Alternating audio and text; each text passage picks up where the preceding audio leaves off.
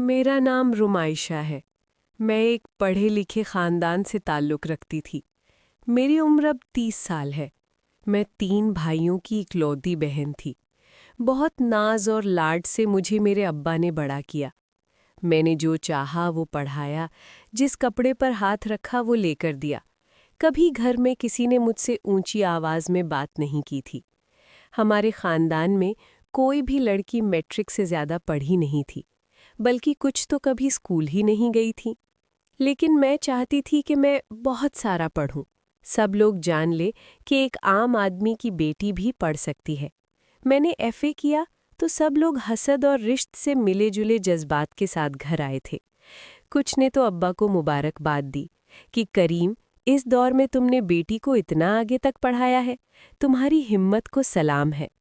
لیکن کچھ نام نہاد بزرگوں نے آ کر یہ بھی کہا کہ لڑکی ذات ہے، آگے پڑھاؤ گے تو ہاتھ سے نکل جائے گی، اور پھر ایک دن تمہارے چہرے پر کالک مل جائے گی، پھر نہ ہاتھ ملتے رہ جانا، تب ہم میں سے کوئی ہمدردی کو آگے نہیں آئے گا دیکھنا۔ ابا نے ان سب کی باتیں بہت عزت اور احترام سے سنی تھی، اور پھر رات میں مجھے بلا کر سمجھایا کہ دنیا چاہے کچھ بھی کہے، تمہارا ابا تمہیں آگے بڑھنے سے نہیں روکے گا، جتنا چاہو پڑھو۔ اور پھر ابا کی یہی باتیں میرے پیروں کی زنجیریں بن گئیں۔ میں پوری یونیورسٹی میں سب سے نمایاں لڑکی تھی۔ ہر بندہ مجھ سے بات کرنا چاہتا تھا، لیکن میرے ابا کی وہ باتیں ایسی زنجیر تھیں کہ میں لڑکیوں سے بھی گھل مل نہ سکی۔ میری پڑھائی کے سال گزر گئے تھے، میں گولڈ میڈلسٹ بن چکی تھی، ڈگری ملتے ہی کئی نوکریاں آئیں، لیکن میں نے اپنے گھر میں نام بھی نہیں لیا۔ خاندان میں بس یہی مشہور تھا کہ کریم کی بیٹی نے ڈگری لے لی ہے۔ میں نے ابا کے سامنے بھی یہ ذکر نہیں کیا تھا، ورنہ ابا سب کے خلاف جا کر مجھے نوکری بھی کروا دیتے۔ مگر میں ہمیشہ سے یہی دیکھتی آئی تھی کہ کبھی ابا کسی سے میری پڑھائی کے لیے جھگڑا مول لیتے، کبھی کسی کو دلیل دیتے۔ میری نوکری کرنے سے تو سارا خاندان انہیں چھوڑ ہی دیتا۔ مجھے معلوم ہے وہ میرے لیے یہ بھی سہ لیتے، مگر میں خاموش رہی۔ مجھے اب ابا کو آزمائشوں میں مزید نہیں ڈالنا تھا۔ میں گھر بیٹھی ہی تھی، خاندان سے میرے لیے رشتے آئے، ماموں، چاچو، خالہ، پھپھو سبھی قطار میں تھے۔ یہ وہی لوگ تھے جو کہتے تھے کہ کریم کی بیٹی ہاتھ سے نکل رہی ہے۔ آج وہی میرے لیے ہاتھ پھیلائے کھڑے تھے۔ ابا نے بہت سوچا سمجھا، اور پھر ان میں سے کسی کے بھی گھر رشتہ کرنے سے انکار کر دیا۔ پورے خاندان میں تو گویا بھونچال ہی آ گیا۔ سب لوگ ابا کے ایسے خلاف ہوئے کہ ان کا بائیکاٹ تک کرنے کا فیصلہ کر لیا۔ ابا بہت پریشان ہوئے۔ میں انہیں جس آزمائش سے بچانا چاہتی تھی وہ آ ہی گئی۔ میں ابا کے قدموں میں بیٹھی اور پھر اپنا دامن ان کے آگے پھیلا دیا۔ میں نے ابا سے کہا کہ میں یہی نہیں چاہتی تھی کہ آپ اب عمر کے اس حصے میں جا کر میرے لیے سب کی ناراضگی مول لیں۔ آپ میرا رشتہ جس سے چاہے کر دیں، مجھے کوئی اعتراض نہیں ہے۔ میں ساری عمر زبان بند کر کے سر جھکا کر گزار دوں گی، لیکن آپ کا سر جھکنے نہیں دوں گی۔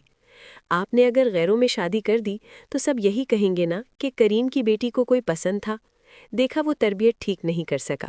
ابا، میں آپ کے لیے کوئی بات نہیں سننا چاہتی۔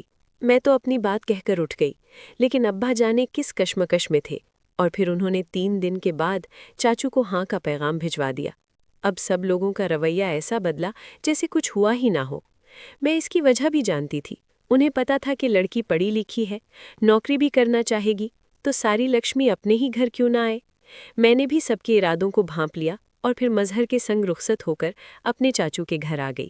شروع کے دن میں چاچی کا رویہ میرے ساتھ اتنا اچھا تھا کہ مجھے یقین ہی نہیں آیا کہ یہ وہی چاچی ہیں جو میرے کردار پر بہتان لگاتی تھیں۔ ایک ہفتہ گزر گیا جب میں کچن میں گئی اور کھانا بنانے کے لیے چیزیں نکالیں، ایک دم چاچی اندر آئیں اور میرے ہاتھ سے گوشت کا پیکٹ پکڑ لیا اور کہا کہ ارے تم کیوں ان سب کے جھمجھٹ میں پڑ رہی ہو لاڈلی؟ اکلوتی بہو ہو تم، بیٹی سے بھی بڑھ کر۔ میں تم پر کوئی بھی سخت ذمہ داری نہیں ڈالوں گی، تم بس اپنی نوکری پر توجہ دو، تمہاری ماں جیسی چاچی سب کر لے گی، تم فکر نہ کرو۔ آج ان کی زبان پر آ ہی گئی تھی وہ بات جو ان کے ذہن میں تھی۔ میں نے حیرانگی سے انہیں دیکھا اور پھر جواب دیا کہ میرا تو نوکری کا کوئی ارادہ ہی نہیں ہے، میں نے کبھی سوچا بھی نہیں ہے، اور میں تو نوکری کر بھی نہیں سکتی۔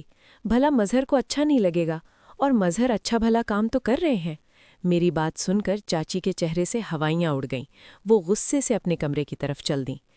اس دن کے بعد کام کرنے سے مجھے کسی نے نہیں روکا، بلکہ جتنا ہو سکتا تھا مجھ سے کام کروایا جاتا تھا تاکہ میں ہمت ہار جاؤں اور پھر ان کا مطالبہ مان لوں۔ میں ان کے لیے سونے کے انڈے دینے والی مرغی نہیں بننا چاہتی تھی۔ سب نے بہانے سے مجھے کہنے کی کوشش کی، لیکن میں نے سب کی بات کو مذاق میں اڑا دیا۔ مجھے لگا تھا کہ سب لوگ اس بات کو جلد ہی نظر انداز کر دیں گے، لیکن یہ میری غلط فہمی تھی۔ مجھ پر اس گھر میں رہنا دن بدن سخت ہوتا جا رہا تھا۔ اسی طرح 2 سال گزر گئے اور میری گود میں 2 جڑواں بچے عدیل اور آمنہ آ گئے، لیکن اب بھی یہاں سب کے دلوں میں میرے لیے وہی نفرت تھے جسے وہ فراموش کرنے کو کسی صورت تیار نہیں تھے۔ میں نے بہت حد تک برداشت کیا تھا، آج تک کسی کے سامنے اف تک نہیں کی تھی۔ مجھے اب لگنے لگا تھا کہ سب تھم سا گیا ہے اور ابھی میری زندگی میں کوہرام مچ گیا۔ یہ کوہرام تب مچا جب مظہر میرے سر پر سوتن لے کر آئے۔ کچھ دنوں سے وہ سب لوگ باہر رہتے تھے، مجھے دیکھ کر ہنستے، لیکن مجھے اندازہ بھی نہیں تھا کہ یہ ہو جائے گا۔ چاچی دوسری بہو کے آنے سے بہت خوش تھی۔ دوسری بہو آئی تھی جو نوکری بھی کرتی تھی اور ماڈرن بھی تھی۔ بہو کے آتے ہی چاچی تو جیسے ہواؤں میں اڑنے لگی۔ میں اور بچے تو پہلے بھی کسی گنتی میں نہیں آتے تھے، اب تو جیسے ہمارا وجود بھی دکھنا بند ہو گیا تھا۔ سوتن کے آتے ہی مجھ پر کام کا بوجھ بڑھ گیا تھا۔ وہ مہارانی اپنے حساب سے آتی تھی اور سوتی جاگتی تھی، کسی قسم کی روک ٹوک نہیں تھی۔ شادی کے تیسرے ہی دن وہ اپنے کام پر جا چکی تھی اور بہت معذرت کی کہ اسے چھٹیاں نہیں مل سکتی۔ وہ تو معذرت کر ہی رہی تھی، مگر میں جانتی تھی کہ چاچی دل ہی دل میں کتنی خوش ہوں گی۔ اور پھر جیسے تیسے کر کے 1 مہینہ گزر گیا اور ٹھیک 1 مہینے بعد صبا نے گھر آ کر چاچی کے ہاتھ پر 5,000 روپے رکھ دیے، جسے دیکھ کر انہوں نے تیوری چڑھائی اور پوچھا، بہو تمہاری تنخواہ تو 30,000 ہے نا؟ اس پر صبا نے اطمینان سے کہا، 25,000 کی میں کمیٹی ڈال چکی ہوں، باقی وہ کچھ مہینوں میں ختم ہوگی۔ یہ جواب سن کر وہ مطمئن ہو گئی تھیں اور اپنی لاڈلی بہو کے گن دوبارہ گانے لگیں۔ اب چاچی کو میرا وجود بھی چبھ رہا تھا۔ میں اور میری اولاد گھر میں چلتے پھرتے بھی ان کی آنکھوں کو چبھتے تھے۔ بچوں کو تو اپنے سامنے دیکھ لیتی تو تھپڑ مار دیتی، وہ ڈر کے مارے کمرے سے ہی نہیں نکلتے تھے۔ اتنے سارے مظالم کے بیچ میں خدا کی کرنی ایسی ہوئی کہ میرے ابا کا انتقال ہو گیا۔ مجھ پر تو جیسے آسمان ٹوٹ پڑا تھا۔ وہ مجھے اس گھر میں دیکھ کر کڑتے تھے، لیکن کبھی کسی سے کوئی بات نہیں کی، کہیں کوئی مجھ پر سوال نہ اٹھا دے۔ میں 3 دن بعد جب ابا کا سوگ منا کر اپنے گھر واپس گئی تو وہاں میرا جو تھوڑا بہت سامان تھا وہ باندھا جا چکا تھا۔ میں مظہر کا گھر چھوڑ کر جب آئی، میرے بھائیوں نے میرے سر پر ہاتھ رکھا تھا اور بنا کچھ کہے مجھے سینے سے لگا لیا تھا، کیونکہ وہ بھی آج اپنی لاڈلی بہن پر ڈھائے جانے والے ظلم سے انجان نہیں تھے۔ مجھے ابا کے گھر رہتے 2 ہفتے ہوئے کہ میں نے اپنی بھابھیوں کو باتیں کرتے سنا کہ اب اس مہنگائی کے دور میں یہ اور اس کے بچے بھی ہم پر آ گئے ہیں، وہ بھی عمر بھر کے لیے ایک بوجھ کی طرح۔ بھلا سسرال والوں کی ہی نوکری کر کے کھلا دیتی، یہاں نہ آ کر ہمارا سکون برباد کرتی۔ یہ جملے سن کر میرے دل پر چھریاں چل گئی تھیں اور میں ساری رات روتی رہی۔ لیکن پھر میرے ذہن میں اگلے ہی دن ایک خیال آیا۔ میں بچے بھابھی کے پاس چھوڑ کر بازار کا کہہ کر چلی گئی اور اپنی سی وی شہر کے بڑے کالجز میں دے دی۔ میری ایم فل کی ڈگری اور ساتھ چمکتا گولڈ میڈل میری اہمیت سب کو بتانے کے لیے کافی تھے۔ میں خاموشی سے گھر آ گئی اور اگلے ہی دن مجھے ہر جگہ سے کال آنے لگی۔ ہر ادارہ مجھے رکھنا چاہتا تھا اور پھر میں 70,000 میں اس شہر کے سب سے بڑے ادارے کے ساتھ منسلک ہو گئی۔ سب گھر والے دیکھتے ہی رہ گئے تھے، کیونکہ کسی کو بھی اندازہ نہیں تھا کہ وہ لڑکی جو نوکروں کی طرح اپنے سسرال میں رہی اور بالکل اپنا آپ مار دیا، ایسے بھی کوئی ہاتھوں ہاتھ اسے ایسے لے سکتا ہے۔ میں نے نوکری لگتے ہی ایک کرائے کا گھر لیا تھا جو میرے بھائیوں کے گھر کے قریب ہی تھا۔ سب نے کہا کہ کیا ضرورت ہے الگ جگہ رہنے کی، یہاں تک کہ بھابھیوں نے بھی یہی بات کی، لیکن میں جانتی تھی کہ وہاں میری اولاد کی عزت نہیں ہوگی کیونکہ وہ ان کا گھر نہیں تھا۔ میں الگ رہنے لگی اور ایسے ہی کچھ سالوں بعد میں ایک ذاتی گھر کی مالک ہو گئی۔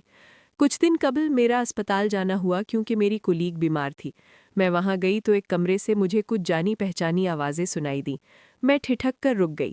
چاچی صبا کے پیروں میں بیٹھی تھیں اور منتیں کر رہی تھیں کہ مظہر کی دوائیاں منگوا دو ورنہ وہ مر جائے گا، لیکن صبا چہرے پر سختی لیے بولی کہ اتنے وقت سے آپ لوگ میرے ہی ٹکڑوں پر پل رہے ہیں اور اب یہ خرچے بھی میں کروں؟ یہ کون سا گھر کچھ کما کر لاتا ہے، مرنے دیں۔ اس کے الفاظ سن کر مجھے اپنا وقت یاد آیا تھا۔ جیسے ہی صبا باہر آنے لگی میں ایک طرف ہو گئی اور پھر وہ چلی گئی۔ تب میں اندر گئی جہاں چاچی بیٹھی رو رہی تھیں۔ میں گئی تو انہوں نے سر اٹھا کر مجھے دیکھا اور بے یقینی سے دیکھتی رہیں۔